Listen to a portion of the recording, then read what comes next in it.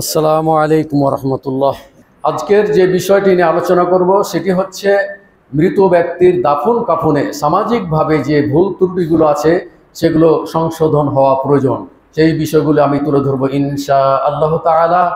আমি এই বিষয়ের উপরে বেশ কোরআনের কয়েকটি আয়াত, যেমন সূরা জুমারের 30 নম্বর আয়াত, আল ইমরানের 145, এবং 185 নম্বর আয়াত, এরপরে সূরা ইউনুসের 49 নম্বর আয়াত, সূরা নাহলের 61 নম্বর আয়াত, সূরা জুমার 8 নম্বর আয়াত, সূরা মুনাফিকুনের 10 নম্বর আয়াত, এইভাবে বেশ কয়েকটি আয়াত। এবং রাসূলুল্লাহ সাল্লাল্লাহু আলাইহি সাল্লামের বাণী হতে, যেমন বুখারী বর্ণিত হাদিস 44-46 নম্বর হাদিস, বুখারীর 13-61 নম্বর হাদিস, বুখারীর 13-72 নম্বর হাদিস, বুখারীর 13-79 নম্বর হাদিস, ইবনে মুসলিমের 9-9-6 নম্বর হাদিস, তিরমিজির 23-0-7 নম্বর হাদিস, 23-0-7 নম্বর হাদিস, 23-0-8 নম্বর হাদিস, আবু দাউদের 32-11 নম্বর হাদিস, সহিহ তারগিবের 34-92 নম্বর হাদিস।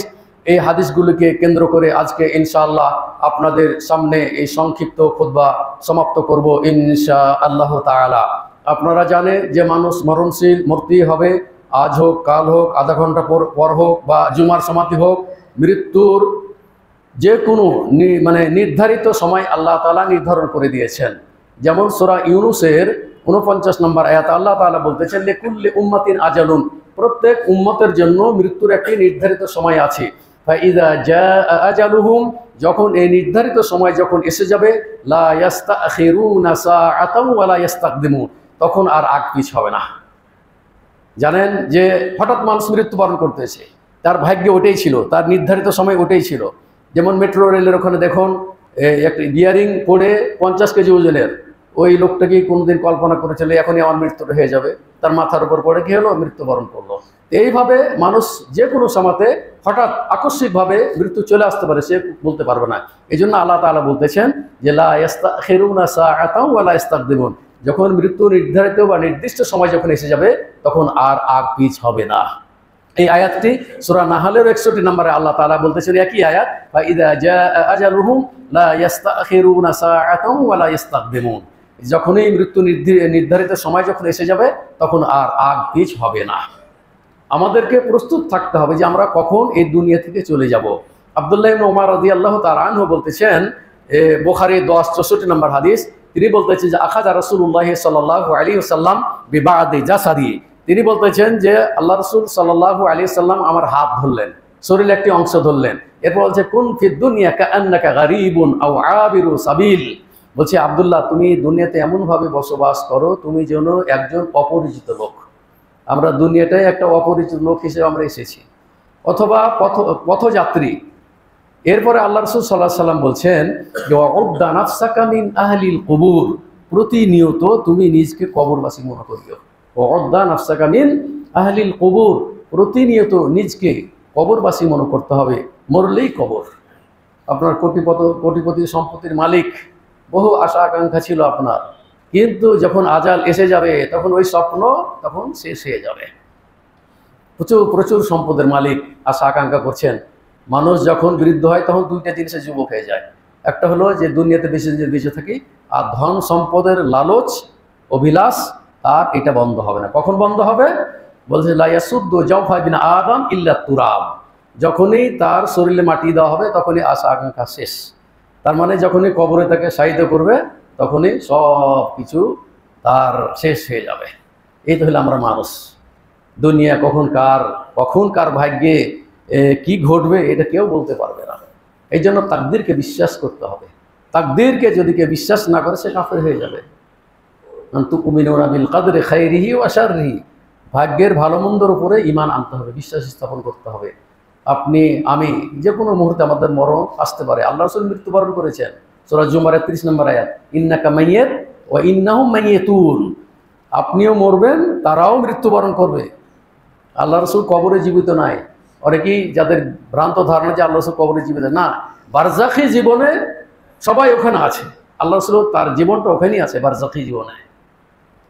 জান্নাত হলে জান্নাতের সুখময় যে সমস্ত সুযোগ সুবিধা আছে সেখানে আল্লাহ তাআলা করবেন কিয়ামতে ওঠা পর্যন্ত। যারা পাপী, যারা পাপ কাজ করেছে, জাহান্নামের যে সমস্ত শাস্তিগুলো সেখানে আসে পৌঁছতে থাকবে, সেগুলো ভোগ করতে থাকবে কিয়ামত আসা পর্যন্ত। আজাল যখন এসে যাবে, মৃত্যু যখন এসে যাবে, তখন এই দুনিয়া থেকে আমাদেরকে চলে যেতে হবে। তখন কি হলো, যখনই আপনি মৃত্যুবরণ করলেন, পালঙ্কের খাটে আপনি শুয়েছিলেন, কত আরাম আয়েশে ছিলেন, যখনই মৃত্যু হয়ে গেল আপনার, তখনই আপনাকে ওই খাট থেকে নামিয়ে তখন বাইরে রেখে দিল। এই তো আপনার জীবন, এই তো আমরা মানুষ। আপনার সম্মান ছিল কিভাবে, আর যখনই আপনি মৃত্যুবরণ করলেন তখন আপনাকে ওই ঘর থেকে বের করে বাইরে রাখলো। এরপরে ধৌত করার ব্যাপারে দেখা যায় যে স্বামী যদি মারা যায় তাহলে স্ত্রী তাকে গোসল দিবে, এবং স্ত্রী যদি মারা যায়, স্বামী বেঁচে থাকলে স্বামী তাকে গোসল দিবে। এটা হলো বিধান। যেমন আবু বকর রাদিয়াল্লাহু তাআলা আনহুকে তার স্ত্রী কি করেছিলেন, গোসল দিয়েছিলেন, এবং আলী রাদিয়াল্লাহু তাআলা আনহু ফাতেমা রাদিয়াল্লাহু তাআলা আনহাকে তিনি কি করেছেন, গোসল দিয়েছিলেন। তাহলে স্বামী স্ত্রীকে পরস্পর গোসল দেওয়ার বিধান আছে। এবং আল্লাহ রাসূল আকাঙ্ক্ষা করেছিলেন যে আয়েশা, তুমি যদি আমার আগে মৃত্যুবরণ করো তাহলে তোমার আমি দাফন কাফন গোসল আমি জানাজা পড়াবো। আল্লাহ রাসূল কি করেছে, এটা আকাঙ্ক্ষা করেছিলেন। তাহলে স্বামী গোসল দিতে পারে, আর স্ত্রীও স্বামীকে গোসল দিতে পারে। গোসল দেওয়ার ফজিলত অনেক আছে। আমাদের মধ্যে যে সমস্ত ভুল ধারণা বা মানুষ যেটা মনে করে যে স্বামী মারা গেলে স্ত্রী গোসল দিতে পারবে না, অথবা স্ত্রী মারা গেলে স্বামী গোসল দিতে পারবে না, এটা একটা ভুল ধারণা, ভ্রান্ত ধারণা। সমাজের মধ্যে এগুলো প্রচলিত ভুল এগুলো আছে। নির্দ্বিধায় স্বামী স্ত্রীকে গোসল দেবে, আর স্ত্রী স্বামীকে গোসল দিবে যদি বেঁচে থাকে। যদি নাই থাকে তাহলে বাড়ির যে কোনো মহিলারা মহিলাকে গোসল দেবে, আর পুরুষেরা পুরুষকে গোসল দিবে। আমাদের সমাজে যেটি আছে যে বাড়ির মানুষজন কি করবে, ওই মাইয়াতকে গোসল দেয় না, নির্দিষ্ট কোনো একজন ব্যক্তির কাছে পাঠিয়ে দেয় বলে তুমি গোসলটা দিয়ে দাও। অথচ গোসল দেওয়ার ফজিলত যদি আপনি জানতেন তাহলে এই কাজ করতেন না। আর মাইয়াতকে গোসল দেওয়ার পদ্ধতি খুবই সহজ। সেটি হলো সালাতের উজুর নেয় তাকে উজু করবেন, তারপরে ডান কাঁধে কি করবেন, 3 বার ধৌত করবেন, এরপরে বাম কাঁধে 3 বার ধৌত করবেন, করার পরে সমস্ত শরীরে পানি ঢেলে দিবেন। এই হলো মাইয়াতের গোসল। খুবই সহজ জিনিস এটা। সাবান টাবান যদি মাখান, সাবান বা কুল পাতা দিয়ে গরম পানি করে, এটা যেহেতু তখন সাবানের ব্যবস্থা ছিল না, এটা করেছেন, এটা করতে পারেন, কোনো অসুবিধা নেই। তবে সাবান মাখিয়ে ভালো করে ধৌত করে উজু করিয়ে দিবেন। পরে যেহেতু লজ্জাস্থানে হাত রাত লাগতে পারে, আর না হলে ওই প্রথম উজুতেই যথেষ্ট হয়ে যাবে। তো এটার ফজিলত হচ্ছে যে আপনার বাড়ির যারা লোকজন আছে তারাই গোসলটা দেওয়ার চেষ্টা করবেন। আল্লাহ রাসূল সাল্লাল্লাহু আলাইহি ওয়াসাল্লাম বলছেন, এটা হলো সহিহ তারগিবের 34-92 নম্বর হাদিস। আল্লাহ রাসূল বলছেন, মান গাসসালা মাইয়িতান ফাকাতামা আলাইহি গুফিরা লাহু 40 মাররাতান। আল্লাহ রাসূল বলছেন, যে ব্যক্তি মাইয়িতকে গোসল দিবে এবং গোসল দিতে গিয়ে যদি কোনো কিছু তার চোখে পড়ে, অর্থাৎ লজ্জাস্থান বা ইত্যাদি যদি চোখে পড়ে যায়, সেটা গোপন রাখলো, আল্লাহ রাসূল বলছেন গুফিরা লাহু 40 মাররাতান, তাহলে 40 বার আল্লাহ তাআলা তাকে ক্ষমা করে দেবেন। তাহলে দেখুন গোসল দেওয়ার ফজিলত কত বড়। এই ফজিলত থেকে আমরা বঞ্চিত থাকি। চেষ্টা করবে নিজেরাই গোসল দেওয়ার। এটা হলো সর্বোত্তম আমল, যেটা আল্লাহ রাসূল যেটা বলেছেন সেটার প্রতি আমল করার চেষ্টা করবেন। এরপরে বলা হচ্ছে মান কাফানা মাইয়িতান, যে ব্যক্তি মাইয়িতকে, মৃত ব্যক্তিকে কি করবে, কাফন পরাবে। এই যে কাফন পরাবে, তা আল্লাহ রাসূল বলছেন যে কাসাহুল্লাহু মিন ইস্তাবরাক ওয়া মিন সুনদুকি ওয়া ইস্তাবরিকিল জান্নাহ, জান্নাতের যত উন্নত মানের পোশাক আছে, রেশমি, মোটা আর পাতলা, তাকে কি করা হবে, পরিধান করা হবে। তাহলে জান্নাতে পোশাক তাকে পরিধান করা হবে। যে ব্যক্তির মাইয়াত কি করবে, ওই যে কাফন পরাবে। এরপর বলছে ওয়ামান হাফারা লিমাইয়াতিন, যে ব্যক্তি মাইয়াতের কবর খনন করবে, আল্লাহ রাসূল সাল্লাল্লাহু আলাইহি ওয়াসাল্লাম বলছেন ফাআজান্নাহু মা লাহু উজরিয়া আলাইহি। আল্লাহ রাসূল সাল্লাল্লাহু আলাইহি ওয়াসাল্লাম বলছেন যে ওই কবর খননের সম পরিমাণ তার নেকি কিয়ামত পর্যন্ত আল্লাহ তাআলা দিতে থাকবেন। তাহলে কত বড় ফজিলত। তাহলে এক হলো গোসল দিলেন, দ্বিতীয় হলো কাপড় পরিধান করালেন, কাফন দিলেন, তৃতীয় হলো কবর খনন করলেন। এগুলোর এক একটি ফজিলত। তারপর জানাজার ফজিলত, যদি আপনি জানাজা অংশ করেন, 1 কিরাত উহুদ পাহাড়ের সমান, সম পরিমাণ নেকি, অজস্র নেকি। যে জানাজা পড়লো এবং যে কি করলো, ওই দাফন কাফনে যারা কি করলো, অংশগ্রহণ করলো, কিরাতান, ডবল উহুদ পাহাড়ের সমান নেকি পাবে। তাহলে আমরা অনেকেই জানাজায় যাই না, জানাজা সালাত আদায় করি না, বা কবরে হয়তো যাইতে আমরা অনীহা প্রকাশ করি, অথচ ফজিলতের আশায় অনেক ভাই কিন্তু এগুলোতে অংশগ্রহণ করেন। কারণ হচ্ছে এক মাইয়েত অপর মাইয়েতের এরা ভাই, ভাইয়ের জন্য ভাই দোয়া করবে, ভাইয়ের জন্য ভাই কি করবে, প্রার্থনা করবে। এখানে যেটি ভুল আমাদের সমাজে আছে সেটি হলো মাইয়েতকে গোসল দেওয়ার সময় কি করে, পেটে চাপ দেয়, তারপরে মুছ গোপ কাটে, এরপরে আরো অনেক কিছু করে যেগুলো শরঈ কোনো বিধান নাই মাইয়েতের জন্য। সেটা জীবিত অবস্থায় তার হয়তো মুছ কাটলেন, অথবা তার এই অবাঞ্ছিত লোমগুলো পরিষ্কার করলেন, সেগুলো করতে পারেন। তারপরে এই যে মরার পরে মেশক করা, এরপরে পেটে চাপ দিয়ে ময়লা টয়লা বের করা, এগুলো শরঈ কোনো বিধান নাই। স্বাভাবিকভাবে যে অবস্থা আছে সেই অবস্থাতেই আপনি সালাতের উজুর নেয় উজু করাবেন, তারপরে তখন তাকে 3 বার ওই বাম দিকে, ডান দিকে এবং বাম দিকে দিয়ে পুরো শরীর ধৌত করবে। এই হলো গোসল। গোসলের পরে আপনি কাফন পরিয়ে দিবেন। তারপরে আরেকটি জিনিস হলো যে যখন আমরা নিয়ে যাই মাইয়েতকে, যে ফাহাতামালা রিজাল ওয়ালা আনাকিহিম, মানুষে কি করে, খাটিয়াতে করে, কাঁধে করে জানাজা এই কবরস্থানে নিয়ে যায়। তখন দেখা যায় যে 3 বার করে নামায়। এই নামার বিধানটা কোত্থেকে আসলো? হ্যাঁ, যদি ক্লান্ত হয়ে যায়, যদি লোক পরিবর্তন করতে চায় তাহলে নামাইতে পারে, কোনো অসুবিধা নেই। কিন্তু অন্য কোনো আকীদা এখানে থাকে যে 3 বার নামাতে হবে, এই ধরনের আকীদা পছন্দ যদি কেউ করে তাহলে সে ভুল করবে, কারণ এই ধরনের কোনো বিধান নাই। আপনি সরাসরি নিয়ে চলে যেতে পারেন, অথবা লোক পরিবর্তন করতে পারেন। হ্যাঁ, ও ধরলো, ও নিকিটা নিল, এ ধরলো, এই নিকিটা নিল, শেষ পর্যন্ত কবরে গিয়ে নিয়ে গেলেন। কবরে যাওয়ার পরে যে ভুলগুলি আমাদের দেশে এখনো আছে সেটা হলো, তার আগে 2টি কথা বলিনি, যে কবর হলো 2 প্রকার। কয় প্রকার? 2 প্রকার কবর। একটা কবর হলো লাহাদ, আর একটা কবর হলো সিন্দুক, মানে বাক্সর নেই আমাদের দেশে যে কবরটি আমরা করি। আর লাহাদ শব্দ হলো প্রান্ত, তার মানে ওই কবর খনন করে পশ্চিম ওয়ালে গর্ত করে তখন মাইয়েতকে পশ্চিমমুখী করে ওখানে ঢুকিয়ে দেওয়া, এটা হলো লাহাদ। আর এই লাহাদ কবর এটা হলো উত্তম, যেটি আরব কান্ট্রিতে আছে, আরব কান্ট্রিগুলিতে। আমাদের দেশে এই সিন্দুক কবর যেটা, সেটাই আছে। তো এখানে কবর আপনি যেটাই দেন না কোনো, দুটাই জায়েজ, তবে উত্তম হলো লাহাদ, মানে পার্শ্বতে মাইয়েতকে রাখা, পশ্চিমমুখী করে রাখা, এটাই হলো সর্বোত্তম। যেমন ওমর রাদিয়াল্লাহু তাআলা, রাসূলুল্লাহ সাল্লাল্লাহু আলাইহি ওয়াসাল্লাম, তারপরে আবু বকর রাদিয়াল্লাহু তাআলা আনহু, ওমর রাদিয়াল্লাহু তাআলা আনহু, এদেরকে কিবলামুখী করে কবরে কি করা হয়েছিল, রাখা হয়েছিল। তো সাদ ইবনে ওয়াক্কাস রাদিয়াল্লাহু তাআলা আনহু বলছেন, মুসলিমের 996 নম্বর হাদিস, তিনি ওসিয়ত করে গিয়েছিলেন যে আমার কবরটা তো ইলহাদু লি লাহাদান, তোমরা আমার কবরটা লাহাদ কবর করিও। লাহাদ মানে যেটা প্রান্তে, যেটা পশ্চিম দিকে খনন করে ঢুকানো হয় মাইয়েতকে, সেই কবরটা আমার জন্য খনন করিও। আনসেবু আলাইয়া লাবিনা নাসাবান, তারপরে তোমরা কাঁচা ইটগুলি কি করে বিছিয়ে দিও। কামা সুনিয়া বে রাসূলিল্লাহি সাল্লাল্লাহু আলাইহি ওয়াসাল্লাম, যেমনভাবে রাসূলুল্লাহ সাল্লাল্লাহু আলাইহি ওয়াসাল্লামকে লাহাদ কবরে রাখা হয়েছিল, ঠিক তোমরাও আমাকে সেই লাহাদ কবর কি করে রাখিও। মুসলিম দেখবেন 996 নম্বর হাদিস। এরপরে আরেকটা যেটা ভুল হয় সেটা হচ্ছে, যখন মাইয়েতকে আমরা কবরে নামাই, মাইয়েতকে যখন আমরা কবরে নামাই তখন দেখা যায় যে পশ্চিম দিকে খাটিয়া, যেটা মাইয়েতের যেটা খাটলা, সেটাকে আমরা রাখি। রাখার পরে কবরে যারা নেমে থাকেন তারা এইভাবে ধরে নেন লাশটাকে।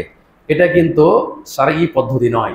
শরঈ পদ্ধতি হলো, আপনাদেরকে হাদিস শোনায়, হারিস ইবনে ইয়াজিদ আন্নাহু আওসাল হারিস ইবনে ইয়াজিদ আইয়ুসাল্লি আলাইহি আব্দুল্লাহ ইবনে ইয়াজিদ, তিনি ওসিয়ত করে গেছিলেন আব্দুল্লাহ ইবনে ইয়াজিদকে যে তুমি আমার জানাজা পড়াবে।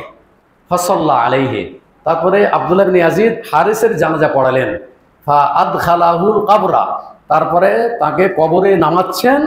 মিন কেবালে রিজলাইল কবর, কবরের পার দিক থেকে, তার মানে দক্ষিণ দিক থেকে মাইয়েতকে নামাইতে হবে। প্রথমে মাথা নামাইতে হবে, তারপরে তখন এইভাবে নামিয়ে তখন রাখতে হবে কবরে। রিজলাইল কবর মানে হলো যে কবরের কি, মানে পার দিক। পার দিক মানে হলো যে মাইয়েতকে যেদিকে পায়ে রাখবে, অর্থাৎ দক্ষিণ দিক থেকে মাইয়েতকে কবরে নামাইতে হবে।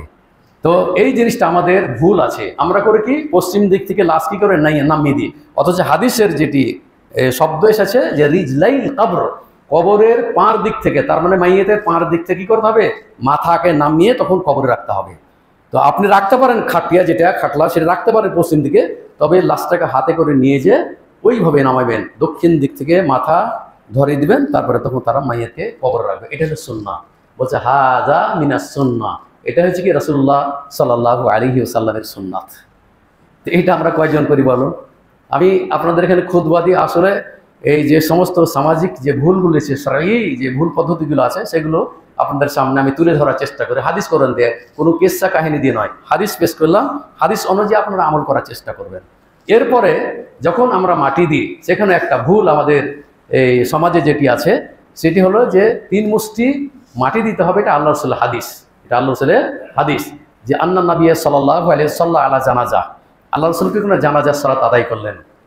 ফাআতা কবরাল মাইয়িত, তারপরে মাইয়িতের কবরের নিকটে আসলেন, আসার পরে ফাহাসা আলাইহি মিন কিবালি রাসিহি সালাসান, তারপর আল্লাহ রাসূল সাল্লাল্লাহু আলাইহি ওয়াসাল্লাম মাইয়িতের মাথার দিক থেকে 3 মুষ্টি মাটি কি করলেন, তিনি ছিটিয়ে দিলেন। তো 3 মুষ্টি মাটি দেওয়ার কি হাদিস আছে, কিন্তু আমরা এখানে যে ভুলটা করি সেটি হলো একটি জাল হাদিসের কারণে এটা আমরা বলে থাকি বা করি, যে প্রথম মুষ্টি আমরা বলি মিনহা খালাকনাকুম ওয়া ফিহা নুঈদুকুম ওয়া ফিহা নুখরিজুকুম তারাতান উখরা। এই যে আয়াত, 3টে আয়াত পড়ে 3 মুষ্টি আমরা মাটি দিই, এটা কিন্তু শারঈ পদ্ধতি নয়। এটি হলো একটা জাল হাদিসের আলোকে মানুষ এগুলো আমল করে থাকে। আপনি মাটি দিবেন বিসমিল্লাহ বলে 3 মুষ্টি মাটি দিয়ে দেবেন, এটাই হলো সুন্নাত, এটাই সুন্নাত। এরপরে যে সমস্ত জিনিসগুলো ভুল আছে সেগুলো হচ্ছে যে সেখানে কি করে গোলাপ জল ছিটায়, মাইয়াতকে তো দেয়, তারপরে যারা ওখানে জানাজা পড়তে যায় তাদেরকে কি করে গোলাপ জল ছিটিয়ে তাদেরকেও কি করে সুগন্ধি করে দেয়। এটা কিন্তু সম্পূর্ণ এগুলো শরীয়ত বিরোধী আমল। এগুলো শরীয়তের সাথে, মাইয়াতের সাথে, ওখানে দাফন কাফনের সাথে এত সম্পর্ক নেই। এগুলো হলো সামাজিক প্রথা হিসাবে মানুষ এগুলো করে থাকে। এগুলো থেকে আপনারা বঞ্চিত থাকবেন, বিরত থাকবেন, এগুলো থেকে আপনারা বিরত থাকবেন, এগুলোর প্রতি আমল করবেন না। কোরআন হাদিস যেটা পাবেন সেটাই করার আপনারা চেষ্টা করবেন, সেইভাবে সহি শুদ্ধভাবে সঠিকভাবে দাফন কাফন করার চেষ্টা করবেন। মাইয়েতের জন্য দোয়া করবেন, যখন মাটি যখন দেওয়া হয়ে গেল তখন যদি আপনি মনে করেন যে আমি তার জন্য একটি দোয়া করব, সেই দোয়াটি করতে পারেন, আল্লাহুম্মা গফির লাহু ওয়া সাব্বিতহু, আল্লাহুম্মা গফির লাহু ওয়া সাব্বিতহু, আল্লাহ তুমি তাকে ক্ষমা করো, আল্লাহ তুমি তাকে মুনকার এবং নাকিরের জবাবে যেন সে অটল থাকতে পারে, আল্লাহ তুমি সেই তৌফিক দান করবে। এইভাবে মাইয়েতের জন্য কি করবেন, দোয়া করবেন। এটা হলো দাফন কাফন শেষ, মাইয়েতকে রেখে চলে আসলেন। এরপরে দেখা যায় এখানে অনেকেই বলে যে মাটি দিতে গিয়ে অনেকে বসে মাটি দেয়, হয়তো মাজায় ব্যথা আছে বা কোনো কারণবশত বা কারণ ছাড়াই যদি কেউ বসে মাটি দেয়, তাহলে ওখানে ফতোয়ার কিন্তু শেষ নয়। এখন অনেক মুফতি বসে থাকে, সে মুফতিরা ফতোয়া দেয় যে এই বসে মাটি দিচ্ছেন কেন, মাজা বাঁকা করে মাটি দেন। একদিন আমি বলছি তুমি তো বড়ই মুফতি দেখছি, কারণ এখানে বসে দেন আর বাঁকা হয়ে দেন, আর যেইভাবে হোক আপনার সুবিধা মতো আপনি মাটি দিবেন। ওখানে বসে মাটি দিতে নিষেধ করা হয়েছে, এটা কে বললো আপনাকে? তারপরে দেখা যায় অনেকে জুতা নিয়ে যায়, তখন নিশ্চয় এই জুতা খুলেছে, 1 মাইল দূরে জুতা খুলে চলে আসছে আর জুতা যা হারিয়ে যায়। অথচ জুতা নিয়ে মাটি দেওয়ার হাদিস পাওয়া যায়, সেটা হলো যে মাইয়েত ইন্নাহু লা ইয়াসমাউ কারআনি আলিহিম, যে মাইয়েত যারা জানাজা পড়লো তাদের জুতার আওয়াজ শুনতে পায় যখন তারা মাটি দিয়ে চলে আসে। তখন কি তাহলে কিরআনি আল শব্দ আছে জুতা, তাহলে ইন্নাহু লা ইয়াসমাউ কারআনি আলিহিম, সে কি করে ওই যারা সাথী জানাজা পড়লো তাদের জুতার আওয়াজ সে শুনতে পেল। হ্যাঁ, তবে কবর পদদলিত করতে আল্লাহ নিষেধ করেছেন, কবর উপরে হাঁটা নিষেধ করেছেন।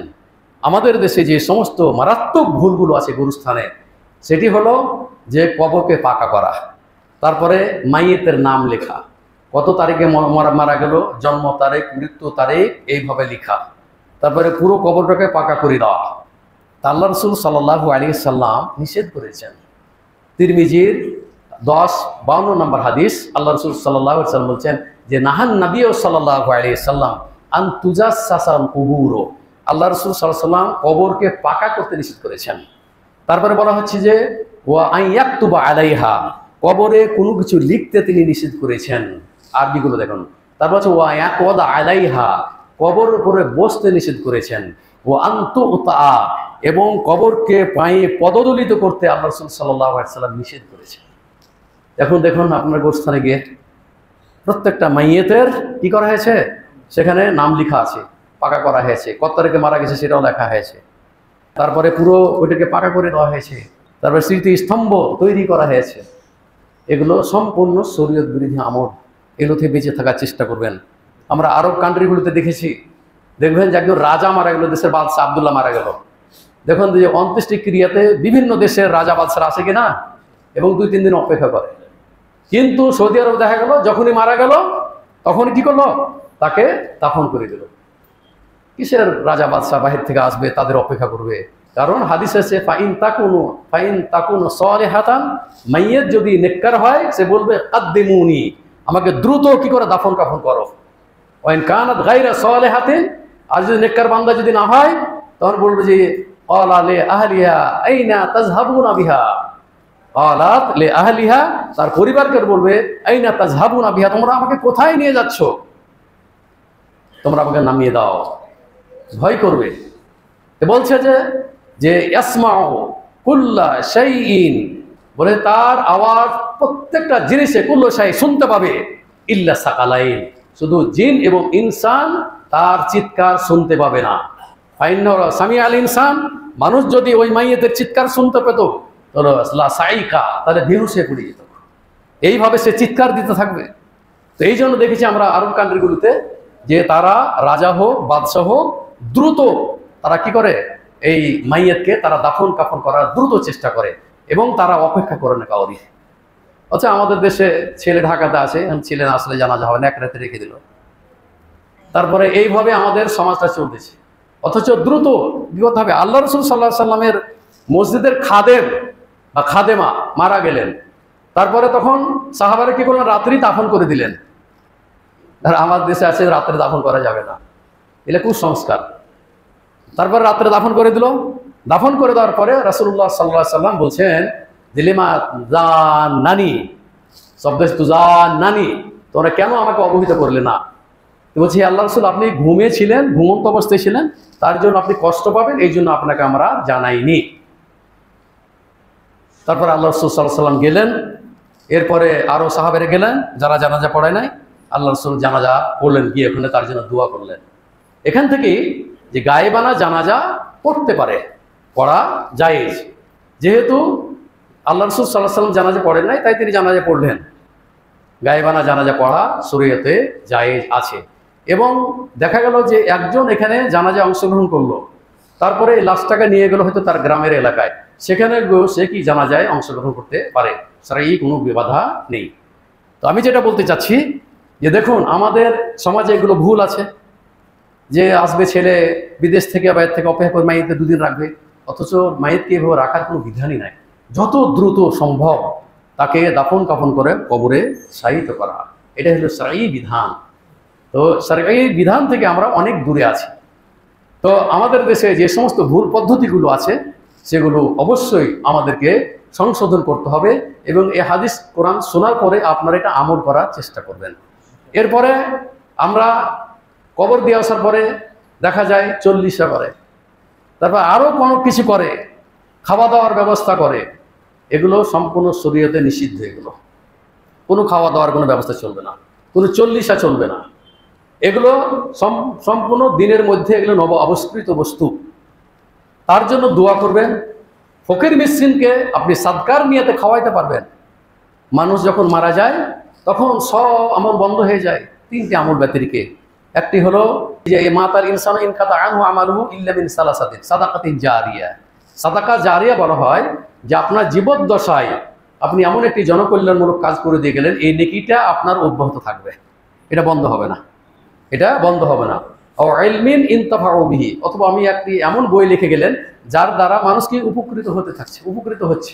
যেমন আমাদের বড় বড় আলিমেরা বই লিখেছেন, যেমন আইনুল বারী সাহেব রাহিমাহুল্লাহ তাআলা, তারপর আব্দুল্লাহ বিন ফজল রাহিমাহুল্লাহ তাআলা, আবু তাহের বর্ধমানী রাহিমাহুল্লাহ তাআলা, দুরুল হুদা আইয়ুবী রাহিমাহুল্লাহ তাআলা, এভাবে অজস্র আলেম যারা বই লিখে গেছে, এই বই পড়ে যারা উপকৃত হবেন তারা তাদের ওই যে যারা বই লিখে গেছে এদের নেকিটা ওই কবর কি অব্যাহত থাকবে।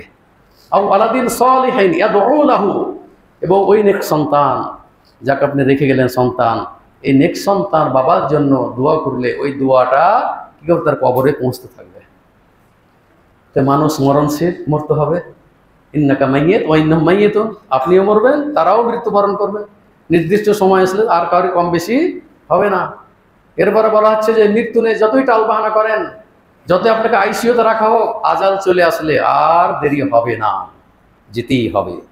তাই আসুন আপনি আপনার জীবদ্দশায় ভালো সৎ আমল করার চেষ্টা করুন, পরিবারকে সালাতমুখী করুন, বাচ্চাদেরকে মসজিদমুখী করুন। এর আগেও হাদিস বলেছি, মরু আওলাদাকুম বিসসালাহ ওয়া হুম আবনাউ সাবঈ সিনিন। তোমার ছেলের বয়স যখন 7 বছর হবে তখন তুমি তাকে কি করো? মসজিদমুখী করো, মসজিদে নিয়ে আসো, সালাতের অর্ডার করো। তারপরে যখন তার বয়স যখন 10 বছর হবে, ওয়াজরিবুহুম আলাইহা ওয়া হুম আবনাউ আশরি সিনিন, আর তাকে শক্তি প্রয়োগ করে তাকে জোর করে মসজিদে নিয়ে আসতে হবে। মা বোন যারা এসেছেন, আপনাদেরকেও পর্দার মুখে থেকে, পর্দার মধ্যে থেকে স্বামীর আনুগত্য সহকারে আপনার জীবনযাপনটা আপনি করবেন। স্বামীর যদি আপনি আনুগত্য করেন তাহলে আপনার সংসার হবে সুখের সংসার। আর যদি আপনি স্বামীর মুখে মুখে তর্ক বিতর্ক করেন তাহলে সংসার যে কোনো মুহূর্তে ভেঙে যাবে। তাই আপনাকে ধৈর্যশীলের পরিচয় দিতে হবে। স্বামীকেও বুঝতে হবে যে তার বাবা মাকে ছেড়ে সে আমার ঘরে সে তার জীবনটা অতিবাহিত করলো, তার সাথেও স্বামীর উচিত হবে ভালোভাবে কথা বলা, ভদ্র আচরণ করা, তাকে হাসি মুখে তার সাথে কথা বলা। তাহলে আপনার সংসার জীবনে ভাঙবে না। আর যখনই তর্কে বিতর্কে যখন লিপ্ত হয়ে যাবে, যখন গালিগালাজ করবে, এখনকার বর্তমান মহিলারা স্বামীকে গালি দেয়, শোনা যায় যে স্বামীদেরকেও কি করে? গালিগালাজ করে। এটা কঠিন অপরাধ। অথচ রাসূলুল্লাহ সাল্লাল্লাহু আলাইহি সাল্লাম নারীদের ব্যাপারে বলেছেন, ইন্নাল মারআতা ইজা সাল্লাত খামসাহা ওয়া সামাত শাহরাহা ওয়া আহসানাত ফারজাহা ওয়া আতাআত বা'লাহা ফালতাদখুল মিন আইয়ি আবওয়াবিল জান্নাতি শাআত। আল্লাহ রাসূল বলছেন, কোন নারী যখন 5 ওয়াক্ত সালাত আদায় করবে, রমজান মাসে সিয়াম পালন করবে, নিজের গুপ্তাঙ্গের হেফাজত করবে, জেনা ব্যভিচার থেকে বেঁচে থাকবে, এরপরে স্বামীর আনুগত্য করবে, ফালতাদখুল মিন আইয়ি আবওয়াবিল জান্নাতি শাআত, তাহলে ওই নারী জান্নাতের যে কোনো দরজাতে প্রবেশ করবে। তাহলে নারীদের জন্য সুসংবাদ রয়েছে।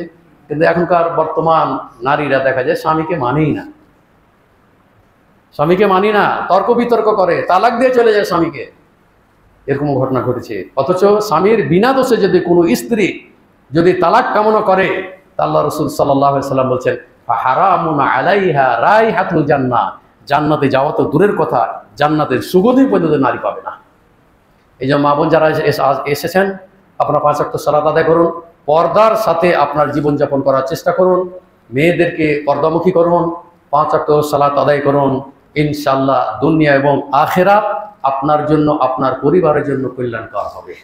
ও আনফুসাকুম ওয়া আহলিকুম নারা, সূরা তাহরিমের 6 নম্বর আয়াত। আপনি নিজে বাঁচুন জাহান্নাম থেকে, আপনার পরিবারকেও জাহান্নাম থেকে বাঁচার চেষ্টা করুন। এবং সর্বদাই দোয়া করুন, রব্বির হামহুমা কামা রব্বায়ানি সগীরা, হে আল্লাহ, আমার পিতামাতাকে যেভাবে আমাকে ছোটতে লালন পালন করেছিল, আল্লাহ তুমি তাদের প্রতি দয়া করো। সর্বদাই পিতামাতার জন্য দোয়া করবেন এবং দুনিয়া এবং আখিরাতের কল্যাণের জন্য দোয়া করবেন, যে দোয়াটি আল্লাহ রাসূল সাল্লাল্লাহু আলাইহি সাল্লাম সব সময়তে করেছেন, রব্বানা আতিনা ফিদ দুনিয়া হাসানা ওয়া ফিল আখিরাতি হাসানা ওয়া কিনা আযাবান নার। হে আল্লাহ, দুনিয়া এবং আখিরাতে ভালো রেখো এবং জাহান্নাম থেকে আল্লাহ তুমি আমাদেরকে রক্ষা করো। এই দোয়াটা আপনারা বেশি বেশি করে পাঠ করবেন এবং 5 ওয়াক্ত সালাত আদায় করবেন এবং হালাল রুজি খাওয়ার চেষ্টা করবেন, সুদ ঘুষ থেকে বেঁচে যান এবং আল্লাহর কাছে প্রার্থনা করেন, যদি অন্যায় সম্পদ যদি আপনার মধ্যে থাকে, হারামের টাকা যদি থাকে, তাহলে নিকি ছাড়াই জনকল্যাণমূলক কাজে এগুলো আপনি ব্যয় করে দেন, এগুলো বিলিয়ে দেন। আল্লাহ তাআলার কাছে ক্ষমা চান, আল্লাহ ক্ষমাশীল, আল্লাহ আপনাকে ক্ষমা করে দিবেন। দোয়া করি আপনাদের জন্য, যে সমস্ত ভাইরা অসুস্থ আছে, দোয়া করি আল্লাহ তুমি তাদেরকে দ্রুত সুস্থতা দান করো। দোয়া করি ওই সমস্ত ভাইদের জন্য যারা কবরে শায়িত আছে, আল্লাহ তুমি তাদেরকে কবর আযাব থেকে রক্ষা করো, আল্লাহ তুমি তাদেরকে জাহান্নাম থেকে রক্ষা করো, আল্লাহ তুমি তাদেরকে জান্নাতুল ফিরদাউস নসিব করো। আমরাও মৃত্যুবরণ করলে মুমিন হয়ে যেন মৃত্যুবরণ করতে পারি, আল্লাহ তুমি আমাদেরকে সেই তৌফিক দান করো। রব্বানা আতিনা ফিদ দুনিয়া হাসানা ওয়া ফিল আখিরাতি হাসানা ওয়া কিনা আযাবান নার। আল্লাহুম্মা সাল্লি আলা মুহাম্মাদ ওয়া আলা আলি মুহাম্মাদ কামা সাল্লাইতা আলা ইব্রাহিম ওয়া আলা আলি ইব্রাহিম إنك حميد مجيد. اللهم بارك على محمد وعلى آل محمد كما باركت على إبراهيم وعلى آل إبراهيم إنك حميد مجيد.